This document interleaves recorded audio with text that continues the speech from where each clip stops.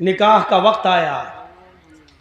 पहले लड़के का निकाह नहीं होता है, पहले लड़की का होता है। और लड़की का हकीकत में निकाह नहीं होता है, बल्कि लड़की से इजाज़त ली जाती है। शायद आपके यहाँ मालूम होगा, लड़की की इजाज़त लेती है। आप लोगों में जिसका निकाह हुआ होगा मालूम होगा, एक वकील होता है और दो गवाह। वकील और गवाह ये दोनों जाते हैं लड़की के पास रजिस्टर लेकर। ये तय हो जाता है उसी वक्त, मेहर कितना होगा, ये कितना होगा, लड़के का नाम, लड़के के बाप का नाम, लड़के की उम्र, मोहल्ला, गांव सब लिख दिया जाता है। और पूरा मेहर इतना इतना सब लिख के उसके बाद लड़की के पास जाया जाता है। एक वकील होता है और दो गवाह। और लड़की के पास जब जाते हैं तो वो उस लड़की को घेरे रहती हैं बहुत सी सहेलियां उसकी और तमाम लड़कियां। वहां रजिस्टर रख दिया जाता है और उस वक्त वकील पूछता है। वकील की जिम्मेदारी है कि वो पूछे, सरपरस्त की जिम्मेदारी है कि वो पूछे। जैसे मान लीजिए किसी लड़की का नाम जैनब है या किसी लड़की का नाम अस्मा है, तो अब ऐसे पूछा जाएगा। वो वकील इतना जानने वाला होना चाहिए, हर आदमी को वकील मत बनाइए। अब उस लड़की से ये पूछे कि हाँ अस्मा या हाँ जैनब, फला फला की बेटी जैनब, फला फला के बेटे इस नाम का, मसलन मोहम्मद असलम किसी का नाम है और उसके बाप का नाम मोहम्मद अकरम है। हाँ मोहम्मद असलम साहब सन ऑफ मोहम्मद अकरम या अकरम साहब के बेटे मोहम्मद असलम के साथ आपका निकाह इतने इतने रुपए मेहर के एवज, या इतना सोना या इतनी चांदी या इतना कपड़ा मेहर के एवज आपको उनके निकाह में दिया जा रहा है। क्या आप उस लड़के को निकाह में कबूल करती हैं? क्या वो लड़का आपको कबूल है? वकील जोर से पूछेगा, इतनी जोर से कि उस लड़की के कान में यह आवाज जाए। अब दो तरीके हैं। एक चीज तो यह है कि लड़की बोल दे हाँ मुझे वो कबूल है, और अगर नहीं बोलती है, खामोश रहती है, तो वो भी काफी है। अल्लाह के नबी ने फरमाया इज़्नुहा सिमातुहा, उस लड़की की खामोशी ही उसकी इजाजत है। जबरदस्ती उससे नहीं कहलवाया जाएगा। कुछ जाहिल लोग पहुंच जाते हैं, कबूल किया, अब वो खामोश है। बताओ बेटा कबूल किया? बेटा हमने सुना नहीं, बोलो कबूल किया। अब वो शर्म, बेचारी कुंवारी लड़की है, शर्म आ रही है।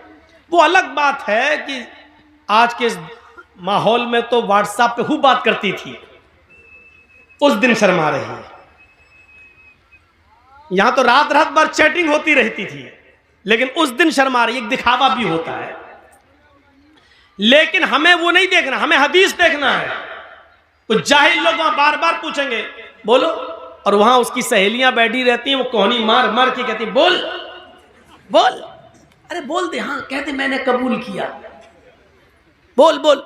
और फिर उससे जबरदस्ती बुलवा कर कहती है, बेचारी कहती है कि मैंने कबूल किया। जिहालत की सारी हदें तोड़ दी जाती है। यह सबसे बड़ी जिहालत है कि उसके मुंह से कहलवाया जा रहा है। जब अल्लाह के नबी ने कह दिया इज़्नुहा सिमातुहा, उसकी खामोशी उसकी इजाजत है। एक बार पूछिए आप, 3 बार भी पूछने की जरूरत नहीं है। सुना ना हो तो वो लड़की कहे जी क्या कहा आपने, तब आप दोबारा कहिए। जब वो लड़की सुन चुकी है आपकी बात, तो दोबारा आप क्यों कह रहे हैं?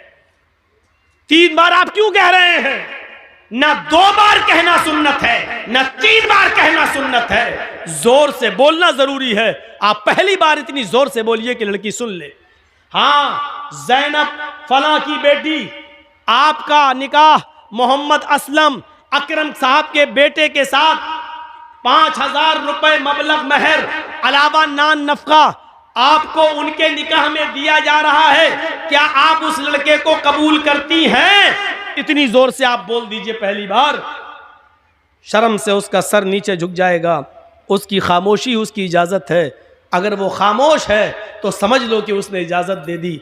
रजिस्टर आगे बढ़ा दीजिए, उससे साइन करा लीजिए और लेके चले आइए और कहिए कि लड़की ने साइन कर दिए हैं, लड़की ने इजाजत दे दी है। उसके मुंह से कबूल है का लफ्ज जबरदस्ती मत कहलवाइए।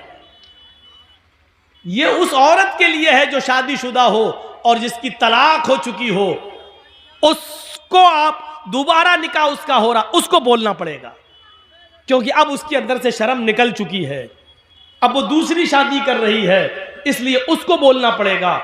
या जिसका शौहर इंतकाल कर गया, इद्दत गुजार के वो दूसरी शादी कर रही है, तो उस वक्त उसको बोलना पड़ेगा हाँ मुझे फला आदमी कबूल है। लेकिन कुंवारी लड़की जिसकी शादी नहीं हुई है, उसकी खामोशी ही उसकी इजाजत है, और बस रजिस्टर लेके आइए और फिर लड़के का निकाह आप पढ़ाइए। लड़के का निकाह होगा, लड़की की इजाजत ली जाएगी। और याद रखना, दुनिया का कितना ही अमीर बाप हो, कितना ही बड़ा मौलवी हो, कितना ही बड़ा सरपंच और चौधरी हो, अगर उसने अपनी बेटी की मर्जी के खिलाफ उसकी शादी किसी दूसरी जगह कर दी, तो इस शादी का कोई एतबार नहीं है शरीयत के अंदर।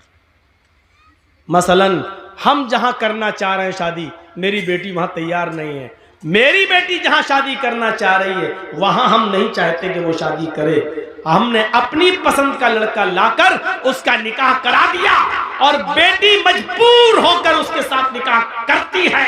लेकिन वो काजी से ये कहती है, काजी साहब निकाह पढ़ाने वाले से कहती है, मौलाना साहब ये निकाह मेरी मर्जी के खिलाफ मेरे बाप ने जो लड़का लाकर रख दिया है, ये दिल से मुझे पसंद नहीं है, काजी साहब निकाह नहीं पढ़ाएंगे, और अगर पढ़ा देते हैं तो उसके निकाह की कोई हैसियत नहीं है।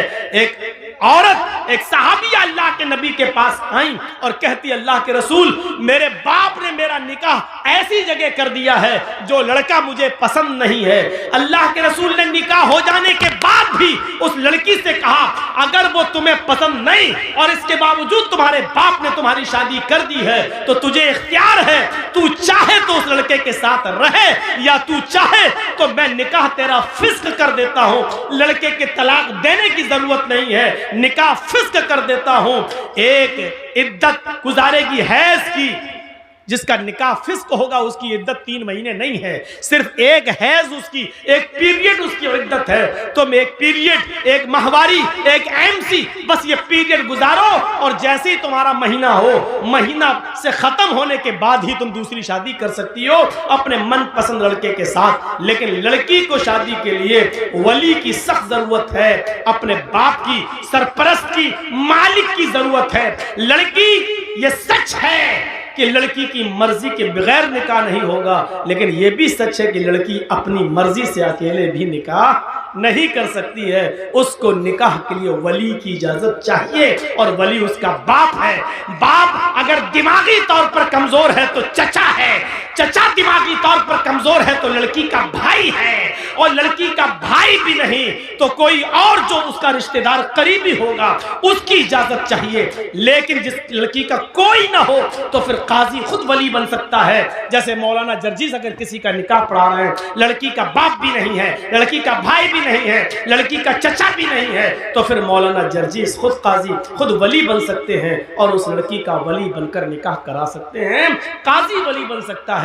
लेकिन कोई दूसरे गांव की लड़की अपने बाप का घर छोड़कर भागकर आपके गांव में रतनी में आ जाए, तो रतनी का रहने वाला कोई बुढ़ा उस लड़की का बाप नहीं बन सकता है। होता है ऐसा।